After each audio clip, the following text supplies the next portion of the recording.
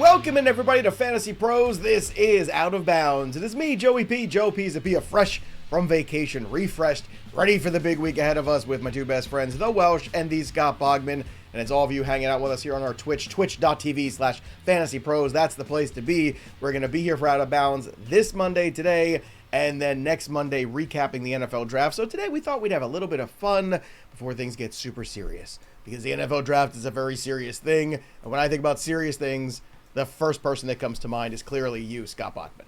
Yeah, some very serious person. Take everything serious. Yes. Not everything in the world's a joke. That's for sure. That's what I said. I always take a man serious with an unbuttoned collared shirt with a graphic T-shirt under, too. It's the most serious of serious as well. The most adult, too. Exactly. I'm very grown up.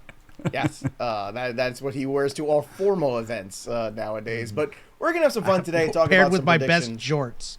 My most formal jorts. I wore Well, them that for Easter is yesterday. kind of timely, though. John Cena now WWE champion again. That being said, He's also a the jorts- vampire like me. How white is he? Did he not see the sun? He has not He seen the looks sun like in quite Tom some Cruise time. in what's the vampire movie? Interview with the Vampire. Oh, Like, I he was just going looks to say like Powder. Lestat. But, that wasn't him in Powder. I forget who that was. Well, you think that now that Cena is champion again, it could be the summer of Cena? We maybe get some jorts coming back into style? I don't think so. He's playing the villain. He's the heel. I actually I was explaining heel and face to my kid just the other day with WrestleMania going on. But no, he's full heel, so I don't think people are going to jump. He's not a very good heel either, too. Like, I don't understand it. I'm too far removed from wrestling that, like, zero impact in the world when he became... I know he was never a bad guy and then he became a bad guy, but he's, like, really bad at it, and it doesn't go over like any other villain. So no, I think jorts are not going to go in because it's the summer of Cena. Isn't shirtless with jorts a Florida tuxedo? Isn't that what it's called? I believe so. I think you have to have I think Oakleys that's as well. The beater. You can wear a little beater, and that's the formal Florida. It's a shame because the jorts weddings. are actually kind of comfortable. I like the feel of. I remember. I still have them for real. I don't care. Jorts were a real thing back, like, I think when I was in middle school is when the jorts were, like, a thing. They were super comfortable, super, practical, and then, you're like, well, these aren't really a good look, and they go out of fashion. But I don't know, maybe John Cena, if anybody could bring them back. But you're kind of right. The Cena heel turn is a little kind of, I don't know. I'd not say forced. I think it's fun at times, but at the same time, it's forced. I think everyone's just trying to love the fact that it's different. And speaking of that, that's why everyone loves us, because we're different too. So we're going to go ahead and jump into some fantasy predictions here, just to have some fun. And obviously it feels like Cam Ward is a lock here. All three of us believe he's going to go to the Titans. That seems like a foregone conclusion. So Welsh, when it comes down to Cam Ward at this stage, it does feel like the foregone conclusion. So I'm just going to pivot from the prediction to the question, which is Cam Ward the franchise quarterback that the Titans are going to build on and become a franchise that gets back into the playoffs? Ooh, the first one is yes. The second one is probably not. I mean, we know the maturation period for a lot of these teams with young quarterbacks, and you want to have the core pieces around it. So I think that would be the question is, like, do the Titans have the core pieces around? I don't think so. I don't. I think it's probably not this draft away. It's probably a couple drafts away. You hope there's not going to be the crazy long transitional where also we're putting a big question in. But yes, he will be the franchise quarterback that they are going to build around. Maybe this draft they're going to make some other big shots, and maybe something you love to do when a team gets like the franchise quarterback is you love for them to pair with like a really great franchise type wide receiver. I'd love to see them go heavy on that, but I think this is probably going to take a year or two. So I don't see a playoff in the very near future. Well, with it taking a couple years here, Boggs, do you think maybe, let's say they're drafting at the top again the next year, right? I think that's probably a likely scenario for the Titans. I don't expect them to be a 10-win team all of a sudden. How far away are they from being competitive again with that roster that they currently have? I think the defense is the big thing here. I think you can change the offense significantly this year by adding Cam Ward. And I think, if you use that second-round pick for a wideout, it'll help a lot as well. But Calvin Ridley was good. He needs a real quarterback. Chiga Okonkwo is good. He needs a real quarterback. They've spent a lot of money on the offensive line and draft picks. It's the defense. They traded for Snead. He got hurt and then was miserable.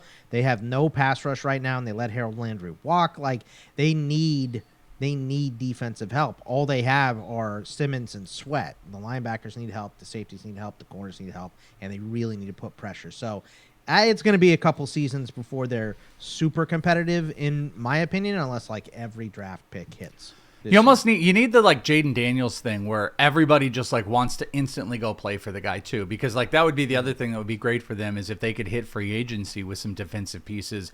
But you need and I don't know that Cam Ward is in that spot. Jaden Daniels walked in, you had a lot of offensive side of players that want it, but you want him to instantly come in, own the team, and everyone's like, wow, I want to go and play for this upcoming organization. And I don't think that doesn't feel the same. The Cam Ward doesn't feel like the Jaden Daniels situation from last year at all.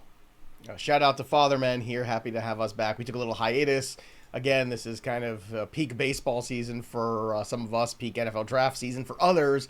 So we're going to do another show next week with Out of Bounds, and then we'll be back in the summertime when football really starts to heat up. Shedeur Sanders, that's the guy that may or may not go next year. So when we're looking at the quarterbacks here, prediction here for Bogman and myself are both that he ends up with the New York Giants. Bogman, you have him trading up. Now, I guess the question is the New York Giant quarterback room already full? And it seems like a very harmonious place. Let's take a live look at the New York Giants quarterback room right now. Dancing in the moonlight, everybody's feeling warm and bright. It's such a fine exercise.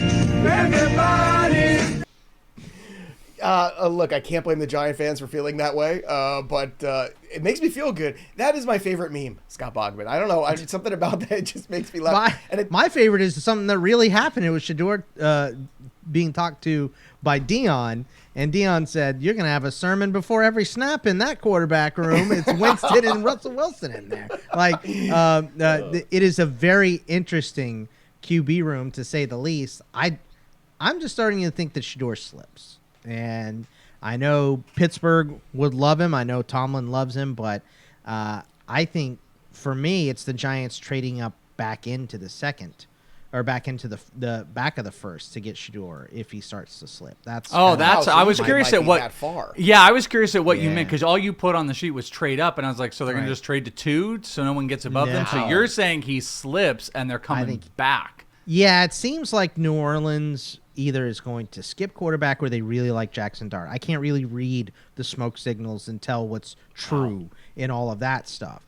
So, and they may not even pick him, but I think if you're the Giants, you have 2 quarterbacks that are viable for this year. The QB class is better next year. So just take Abdul Carter. Like, you just need to. That's really interesting. I think you can't miss with this pick if you take Carter. So just take him and, ride with your quarterbacks this year. If you can trade up and get Shedeur, if he falls, do that. Or take a risk on a Milroe or somebody else, somebody that can sit and needs to sit. But I don't know. I feel like Shedeur is losing a little bit of steam here the closer we get. Now, Welsh, you think that Shedeur ends up with the Cleveland Browns, correct, over at 2? Well, I'm doing something a little bit different here. I think the clear play here is what you guys are talking about, the Giants. But mine is a little bit different. It is not that the Browns will take him with that pick. It's they're going to take Travis Hunter. Like, it almost looks like a foregone conclusion. Mm-hmm. They're going to trade back up. So I'm going to say that with the third pick, you're going to end up getting Abdul Carter. And what that's going to do is that's going to destroy some plans of the Patriots. And let's have the Patriots trade out, get next year's first, this year's first and the second, a third, and probably more. And the Browns do the pairing of Hunter and Shedeur Sanders in Cleveland. They trade the franchise out to get both of those guys to rework the franchise. They're both faces. Dion's happy. They're playing together. Who wants to play in Cleveland? This is the thing that cures it, so they get to play together, and the Browns sell the house on it because the Patriots, they end up getting the rug pulled out from them because they want Abdul Carter. So that's going to be my fun little side play to this, if the obvious doesn't happen. Let me get this track right here. So you're saying we got Cam going at 1, and then at 2, Browns selecting Hunter. Yep. Then the Giants not taking Shedeur Sanders here at 3, taking Carter Abdul Carter instead. And then the Patriots sitting there going, well, we can get our offensive tackle later. let's load up on some more picks and we need some more. That's interesting. I mean, it was a very Exactly. Patriots thing to do. Remember when Exactly. the Texans? That's exactly right. Remember when the Texans did that too? When Yeah, they went yeah. and got Stroud and then traded back up to get Will Anderson to have And then look, it an remade the offensive and organization. defensive captain. We're Yeah. bringing in your franchise quarterback and your franchise defensive player, remade that organization and put them in the playoffs the next year. So that is a fascinating scenario. two players to do it. Franchise quarterback, bye-bye Watson. You get an offensive and defensive player at a Hunter. They sell out next year, probably sell the 1, the 2. They sell their 2 this year. Maybe they have to give a player, but you sell out to reface this organization. And Abdul Carter at 3 might end up, and hell, maybe Bogman's plan ends up working out here, where maybe it's just Shedeur's kind of falling, and the Patriots say we're taking Will Campbell, and then the Jags maybe get their guy, and we'll talk about what the Raiders will do, and then all of a sudden it's 7 or 8, and maybe business is open even more, and it's a different way. But I kind of just think this Patriots version makes sense. Abdul Carter's gone, and they just say, you know what, let's do the Patriot way. Let's get all the picks that we can. We like where this is going, and they ball out like that. If he falls especially past when- 9, it's going to be Shedeur watch for the rest of the first round. It's going to be who trades Who up moves back in. to Okay. try to come up and get him. I like it. The intrigue here as we get closer and closer to draft night. And remember, we're going to be live draft night right here on the channel. So make sure you subscribe to the Fantasy Pros YouTube, ring the bell till it goes ding, drop your comments, all that fun stuff. That way you never miss a single solitary moment of any of the coverage here of the draft. Night 1 and night 2 will be on for both of those bad boys. So make sure you're with us. Next quarterback to talk about here, Jaxson Dart. I could see Cleveland not moving all their draft capital, going ahead, taking Travis Hunter, and then maybe taking Jaxson Dart early in the second round at the very top if he slips into night 2. Welsh, you have a different scenario here. Where's your landing spot for Jaxson Dart? Yeah, I think Bogman's probably going to lay out the most likely scenario that's going on. Yours is kind of interesting. Yours is like an offshoot of kind of where I was going with this too. Like Yeah, you got a without quarterback moving in the the draft second capital. round. Yeah, like- exactly. It's not a big capital move. This one, I don't know if Bogman will like it or not, but I think the Pittsburgh Steelers are probably going to want to tackle that quarterback position. Jaxson Dart, I think, is a hot name, and I'm going to say that this is not. I've seen mock drafts go from Jaxson Dart going as high as 9 overall to the 3rd round. And we're talking mock drafts that have happened in the last like 3 days that are still going on. I'm going to say it's obviously still first. And I put trade down. I think there's probably an opportunity they could trade up, but maybe Dart is just pushed back a little bit. The Pittsburgh Steelers trade down. They end up taking Dart. Maybe it's trade up, trade down. But I'm going to go with the Steelers getting their potential franchise quarterback and maybe the only other quarterback that teams really, really like. Usually don't see crazy high investment in the Pittsburgh Steelers. You know, commonly you would just be like, what defensive lineman or offensive lineman are the Steelers going to take in the first round? But this would be the one because they put themselves in a situation where you had these 2 guys last year. Now you're looking, they're gone. Mason Rudolph, like you can't do that. Like they've got to build around that. They've got to have a backup plan besides these crappy quarterbacks that are around there. So I think Dart will be the answer, and they will take him in some capacity of the first round. Boggs, what about Dart for you? Where's your potential landing spot in your opinion? Yeah, I don't hate it for Pittsburgh. They got to do something, right? Like, it's just Mason Rudolph right now. We're assuming Aaron Rodgers is going to be there, but they got to do something. So a quarterback is getting drafted by Pittsburgh. Even in if this Rodgers class did go there, somewhere. by the way, they should Right. still do this move. Yeah. Well, I think they're going to take a defensive lineman with that first pick, but we'll see. They have to address it. It has to be addressed at some point in the draft, no matter what. I look at New Orleans. I want them to trade back and you know, pick up some more picks if they're going to take Jaxson Dart, if this is the guy that they like. But they got to do something. Derek Carr is likely not going to play at all this season. So now it's, you know, Jake Haener and Spencer Rattler, who auditioned last year and were miserable. You know, maybe an offseason helps one of those guys, but you have to give yourself options. They have no cap space for the next few seasons, right? Like, this is why Kellen Moore got this job. Nobody else wanted it. It's a disaster scenario there. You have to have someone to throw the ball. They need to take one early. So I think Jaxson Dart at 9 or later makes sense for them. Father Man has a question here. 101 and 103 in Superflex rookie draft. Need RB, so obviously taking Jeanty. But who do you take with the 103? The quarterbacks right now they have are Dak and Hurts. So pretty good situation there. So if you take Jeanty 1 at 3, Boggs, you're Mr. Dynasty. Where would you go with the 3rd overall pick here, knowing what these quarterbacks are? Would you just pivot to a Ted McMillan or a Matthew Golden or maybe another running back? I would take whoever falls between Cam Ward and Omari and Hampton. That is my next pick for sure. Specifically, if Hampton ends up in Denver or a scenario where they need a lead back right now today and they don't have a good one, I think Hampton is just almost as can't miss as Jeanty. The violence, the burst at the line, just a lot of fun to watch. I'm a big fan of Hampton, and I think Cam Ward. Just you think about the leash you get when you're the number 1 overall pick. And even if you're a first-round quarterback, like we were going through this on the Dynasty show today, who are the first-round quarterbacks that aren't in the league since 2016? It's like Josh Rosen and Paxton Lynch. That's about it. Everybody else is either at least a backup, and, Sam Darnold's on his 5th spot, and he got $100 million. So I think that, being the first overall pick just gives you a long leash and gives you a lot of value as well at quarterback. I kind of like the sneakiness of this, though. I just wanted to just quickly say is like knowing that I guess you have to put Shedeur on Cam Ward's level. If you're there, taking Jeanty at 1, knowing that one of those quarterbacks is going to be back is really slick, because because if you go Ward at 1, there's no guarantee that Jeanty's probably going to be 2. So I really like that, but obviously that's got to be in your evaluation of thinking that Shedeur is in the same general space as Ward. I hate Shedeur with Malik Neighbors in New York, if that's where it ends up being. I don't think it's the worst scenario, but we'll see. Milroe, another guy. I think the Rams will be a fun landing spot for him personally. Work with Sean McVay, learn under Matthew Stafford. One of our mocks that was actually recently where he ended up, and I thought, you know what, that looks like a good, smart bet for the future. Maybe see what you can do when you have time, energy, and the right environment to grow a quarterback like that. Well, should you have a landing spot for Jalen Milroe in mind?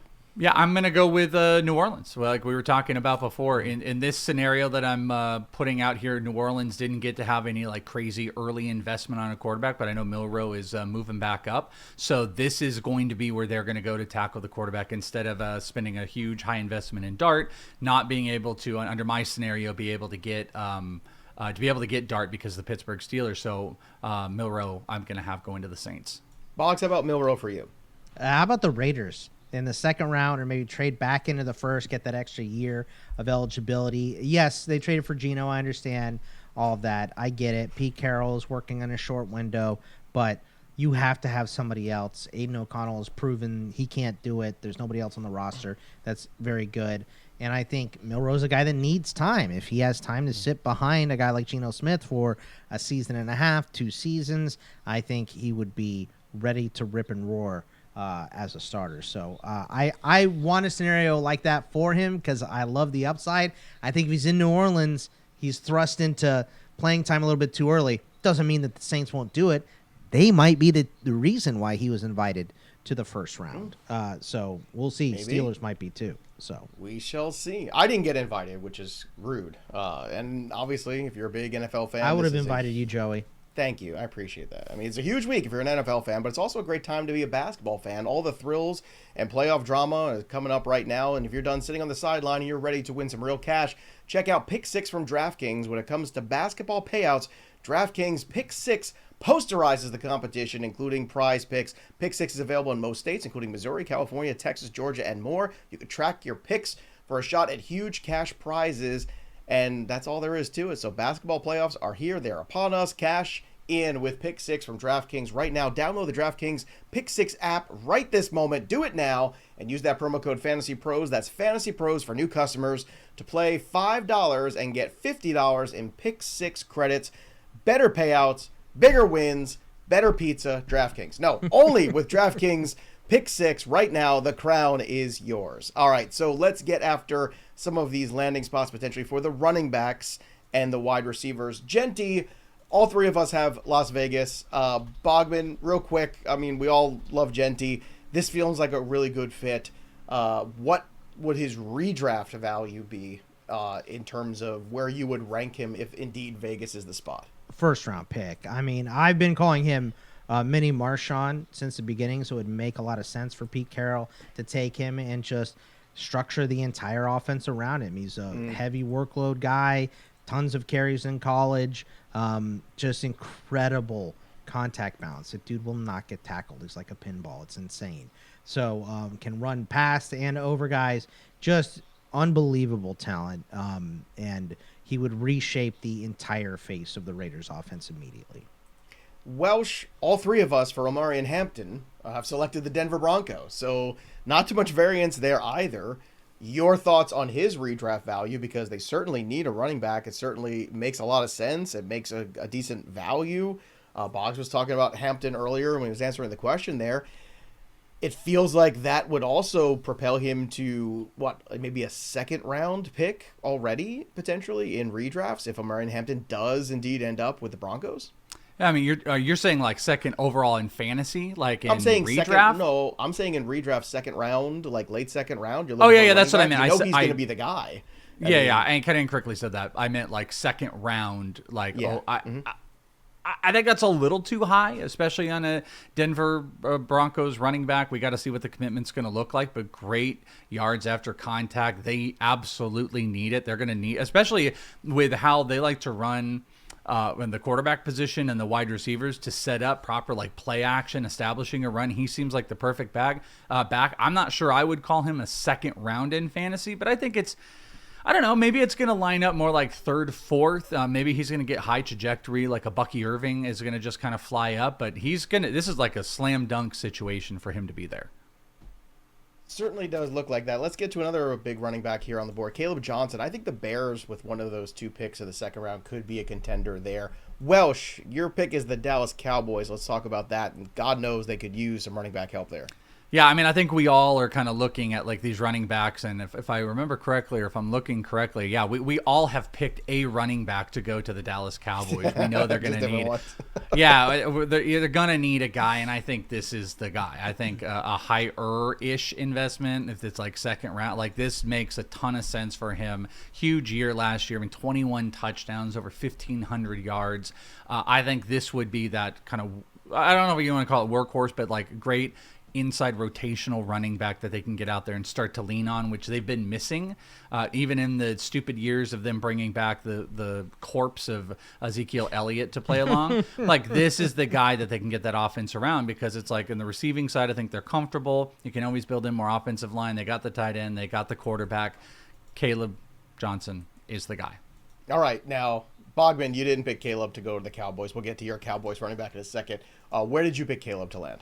I put him in Cincinnati. Now, look, the Bengals could use every single selection on defense, which would probably boost their team more than anything. But they got to have another running back. I love Chase Brown.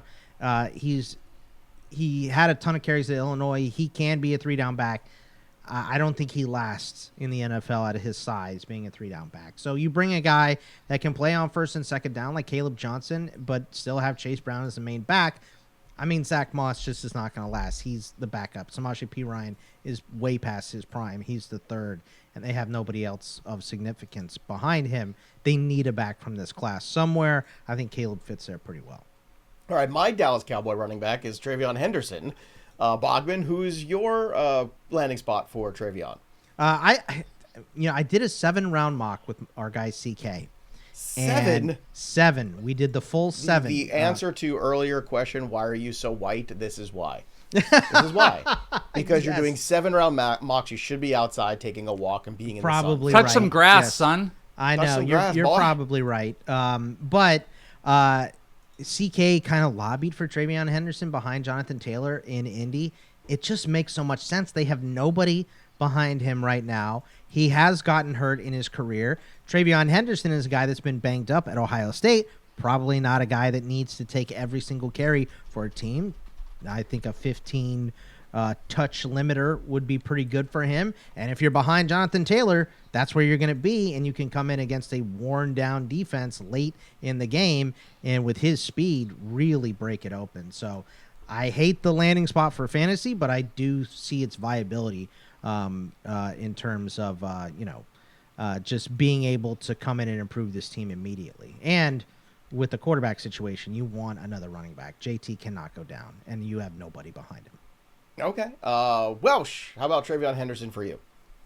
Yeah, just quickly, I'm going to Houston. I was trying to ship a running back to Houston. I think he makes a ton of sense. You've got Joe Mixon. I think they're done with some of the experiments behind at this point. I mean, I know, like, if you look at depth charts, you got Agumbawale, but I don't think Damian Pierce is too long for this. I think he makes a ton of sense for them to back up Joe Mixon and be a future back. So Travion to Houston.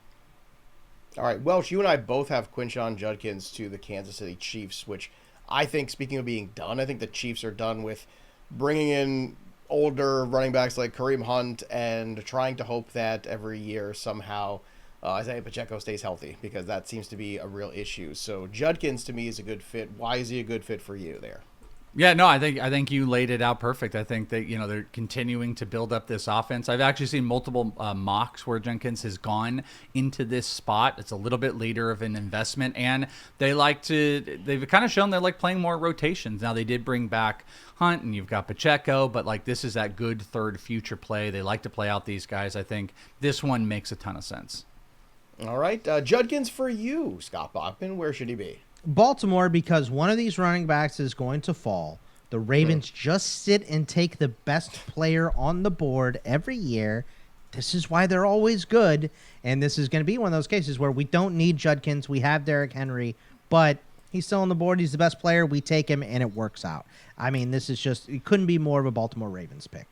Yeah, and maybe one more good year out of Henry, and then you move on with that. Cam Scatterbo, last guy to talk about. I look for round 3, New Orleans for Scatterbo. I think that makes sense. Bogman, what makes sense for you for Big Cam? Dallas. Put him in Dallas. They don't have a running back. They signed Miles Sanders and Javonte Williams.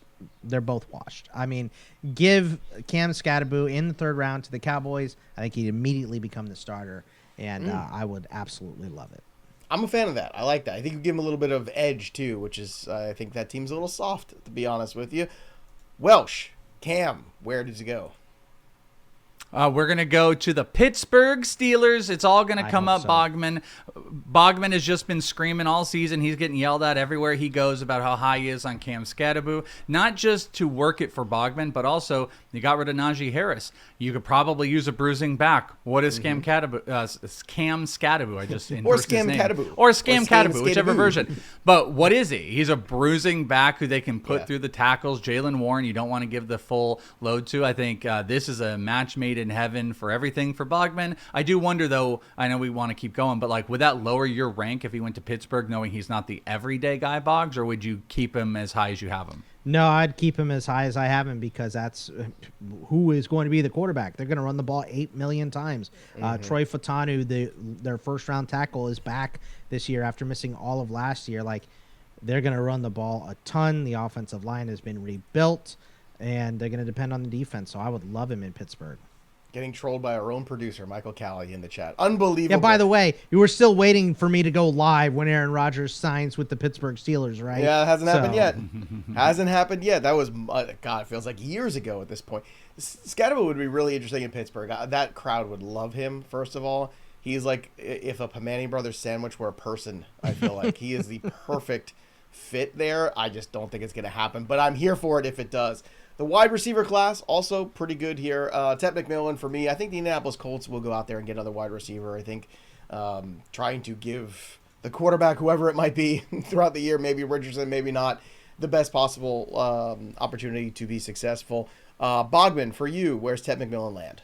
Dallas Cowboys. Got to have somebody opposite of CeeDee Lamb to just give them something else. And I think in this scenario, I'd be giving them Scatterbo and Ted McMillan. Well, let's just remake this whole offense here with CeeDee Lamb and give him somebody to play off of, because it's CD first, second, and third right now, and then Ferguson, and then one of the dumb running backs. So it's just a broken offense right now. There are weapons in this class to fix it. Welsh, Ted McMillan landing spot. I'm going to throw him over to Jacksonville. I haven't seen this one be a popular one, but how about get more obviously, Brian Thomas is a monster, but you get rid of Kirk. You want more offensive weapons. If you're going to try round 3 of building in Trevor Lawrence to be like the guy in the thing, maybe this is like a Herbert thing. Remember, Herbert was up and kind of came back down, and then all of a sudden we have life again. Maybe this is a incredible wide receiver core of Tet and Brian Thomas, and it just takes the league by storm. I love the investment in this. Obviously, they got probably a bunch of needs, but I think this is a situation where you could play best available. Duval. Matthew Golden is actually the other wide receiver I think is going to land in Dallas opposite CeeDee Lamb. So that's my landing spot. Keep the boy from Texas in Texas. Welsh, how about Matthew Golden for you? He is my favorite wide receiver in this class, personally. Okay, I'm going to go with the Chargers. Obviously, there's been a little bit of turnover there. Josh Palmer's there. Quentin Johnson, you can't completely count on. Obviously, Ladd has been great, but another situation of let's build in that wide receiver core. They need depth, and this isn't even a depth situation. This is just how about have Golden and McConkey all day long. So I love this for Herbert. Boggs? Let's go with the Rams. Let's give them a true slot option now that they traded Cooper Kupp, or now that they got rid of Cooper Kupp. I think, you have Devontae, you have Puka on the outside. Their current slot is Tutu Atwell. Let's give them Matthew Golden to make just this offense another shot with Matthew Stafford before he goes. I think would be. I just think this would complete their offense, and it would be the missing piece that they need. They need some speed. Yeah, I love it. Any of those landing spots, good for his fantasy value. Emeka Egbuka, Bogman, where does he land? I got him in Tennessee. Let's pair him with Cam Ward. Just, one of the most underrated prospects in this class because he doesn't have anything that is absolutely amazing. His speed is great, though. He runs crisp routes. His hands are solid. I think he's a very, very good option. Let's make him a quick, very good option. He would be this year's Brian Thomas, right? Not everybody was in on Brian Thomas last year. He was amazing with Jacksonville. I think if he goes to Tennessee and is paired with Cam Ward, that's exactly what he would be. Welsh, Egbuka for you. I'm going to send him to Dallas. Boggs was talking about the need in Dallas. Good straight line speed guy. You don't need to have a heavy investment with CeeDee Lamb. So I like Egbuka in Dallas. So we all have a different running back and all have a different wide receiver going to Dallas. I can't wait to see how that unfolds on Thursday and Friday. Luther Burden, draft stock fell a little bit. My pick for Egbuka, I almost forgot. I think he lands with the Patriots. Round 2, I think they get their wide receiver there early on. I think that's how it runs for them. Luther Burden, I'm picking to go to New Orleans. Welsh, you agree with me?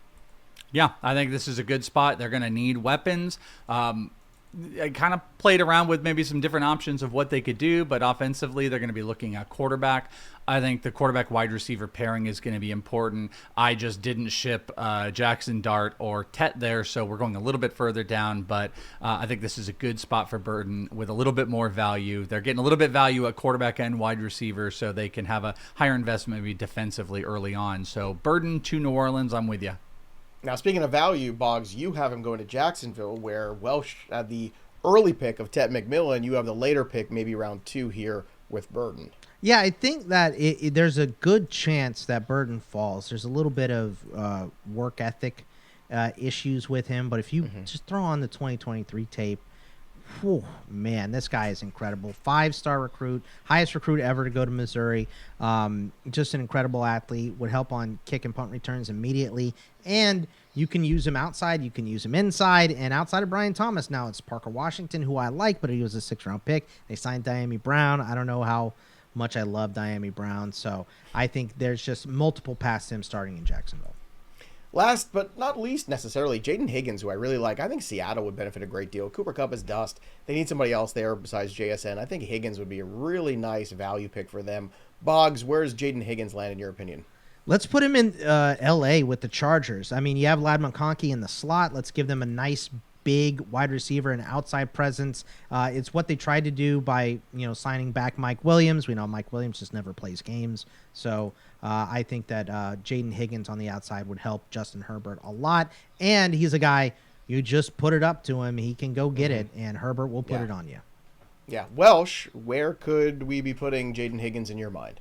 New England. New England would be the spot. Drake May needs more weapons, a good possession receiver, throwing out lots of different guys. You've got to build around him, and I think this would be one of those plays in a solid possession receiver. I would love him in New England. I'll absolutely take him. I think it's a huge value there, too. Give me Egbuka, give me Higgins, give me somebody, please. We need somebody to play wide receiver for the New England Patriots. Last, we have the tight ends. Tyler Warren, a lot of rumors about him to the Jets, so I'm going to stick with that Jets rumor. Bogman, you agree with me, yes? Yeah, I mean, the Jets need a lot. I just think getting a playmaker is enormous for them. I think Tyler Warren is going to be the best available when they come up, so I would go with Tyler Warren.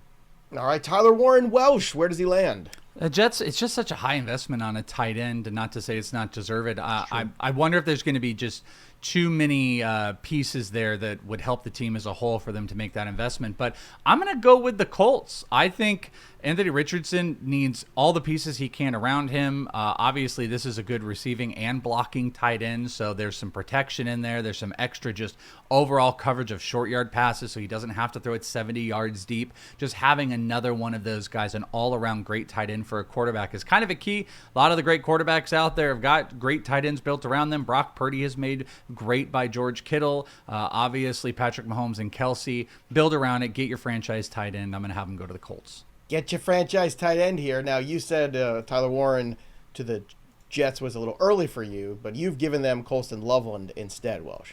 Yeah, I'm going to go Loveland. That's where they're going to find they're going to get that tight end that they need. Everyone's shipping a tight end there. They'll just go with the second tight end. All right, Bogman, for you, Colston Loveland, where does he land?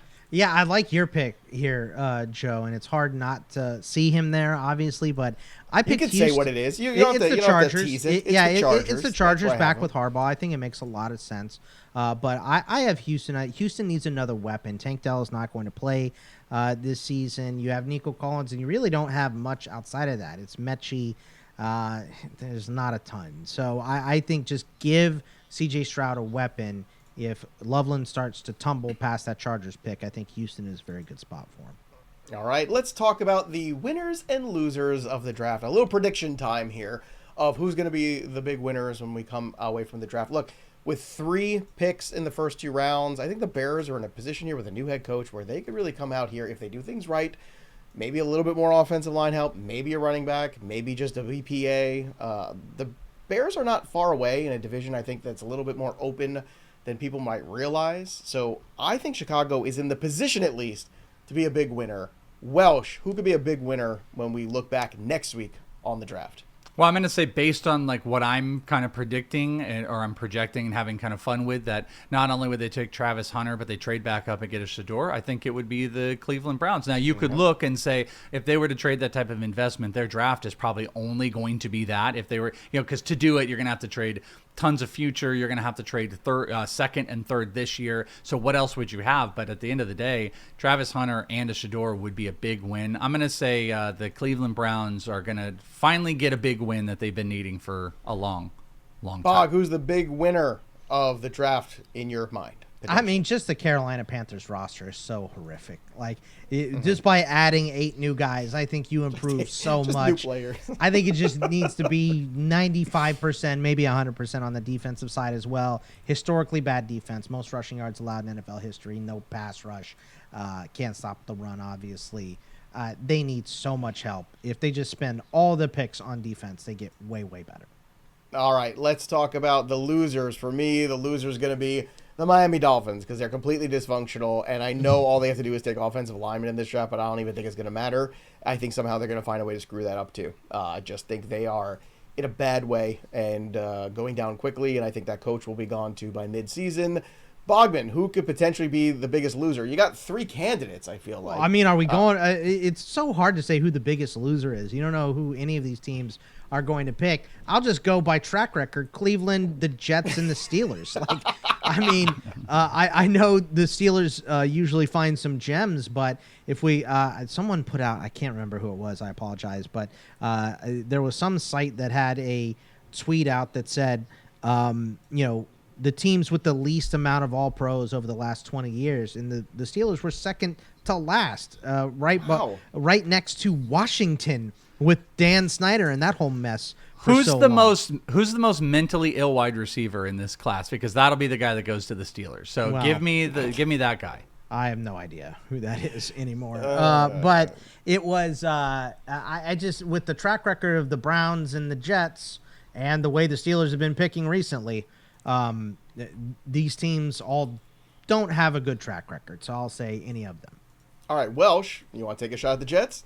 Yeah, Jets. Yeah, I think that the Jets are going to find a way to screw it up. They seem kind of screwy here, and they might be in a position, like you guys have said, there might be this great player, and they're either going to trade out or they're going to go in a direction. Just won't be surprised when everyone looks and they go, oh my God, this is what the Jets are going to do. And then it's like Dante Whitner. It'll be like one of those situations where we're like, what? That's what I'm going with. Yeah. Right. It's just, not so great. Why take Warren Sapp when you could take Kyle Brady? I mean, why? Jerry Jones is still lurking around there too. We have to. Yeah, that's true. Probably Never have count to out the mention Cowboys. the Cowboys. But what a perfect transition about the ineptitude sometimes of general managers, which brings us to our Microsoft Chasing Challenges segment. Again, brought to you by Microsoft. Just like the athletes who push boundaries and redefine what's possible, business decision makers today are turning challenges into opportunities, and Microsoft meets you where you are with tools and guidance to help you make an impact with safe and secure AI solutions. So whatever challenges you're facing, Microsoft empowers you with the expertise to say, bring it on. In this segment, we're going to spotlight the challenges that face GMs in the NFL. Since 1980, 45 years ago, only 5 number 1 NFL overall picks have made it to the Hall of Fame. It was Peyton Manning in 2021, Orlando Pace in 97, Troy Aikman in 89, Bruce Smith in 1985 for the Bills, and John Elway, who was drafted by the Colts, never played a game for them in 1983. That's it. That's an 11% hit rate. Why do GMs in the NFL whiff with an entire board so frequently? Imagine getting the number 1 overall pick and having all these picks to choose from, all of this talent, all these players, and then organizations constantly just whiffing after year, over and over again. It's kind of stunning, but maybe it shouldn't be, because that's why those organizations are picking so high in the draft in the first place. If they were good organizations that made good decisions, they wouldn't have the number 1 overall pick. But you would think even just a blind squirrel would find a nut or a Hall of Famer a little bit more frequently than 11% of the time. But we'll see what happens this Thursday. Will Cam Ward be a Hall of Famer? Tough to say. My guess is no, but we'll just add him to the list. And that's this week's Chasing Challengers segment. Remember, Microsoft AI solutions empower you to take bold steps and new ideas to help drive your business forward. With Microsoft as your trusted partner, you can navigate your journey with confidence, finding innovative solutions and reaching new possibilities. Visit Microsoft.com/challengers to learn more. Enjoy the draft, everybody!